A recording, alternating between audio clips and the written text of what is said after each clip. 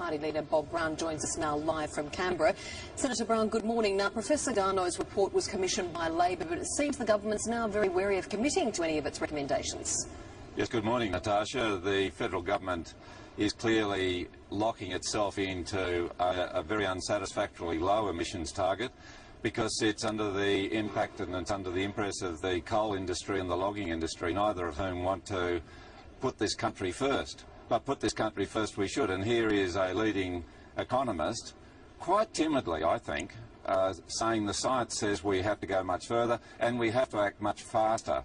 We can do that with energy efficiency alone. We can cut greenhouse gas emissions in this country by 30% by 2020, but it's going to take government action, and that action shouldn't wait until the Garneau report in September and next year's budget. We need a green budget in May this year if we're going to minimise the impact and maximise the business opportunities that come out of good policy addressing catastrophic greenhouse threats which are coming down the line for Australia.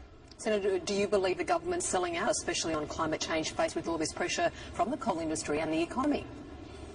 Well, it's selling out the average Australian if it locks in and closes its mind down to top advice which itself it has commissioned. And they should be taking a leaf out of the Greens book. We have a plan to fit every Australian household with renewable energy. That'll lower power bills, it'll lower energy consumption. That would reduce greenhouse gas emissions by 10%.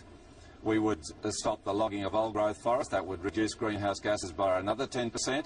And then you get into energy efficiency. And this country can lead the world with the export of the technologies that we're going to need to tackle climate change.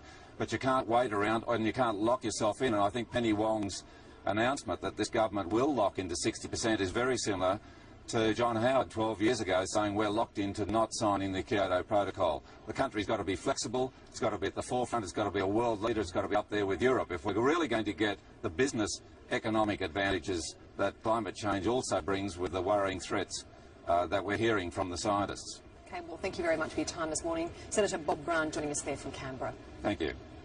Heartbreak for a Queensland family after a teenage mother ran over her toddler in the driveway of their home. The woman tried to rush the boy to hospital herself, but he died before they could reach help. The distraught mother looks on as paramedics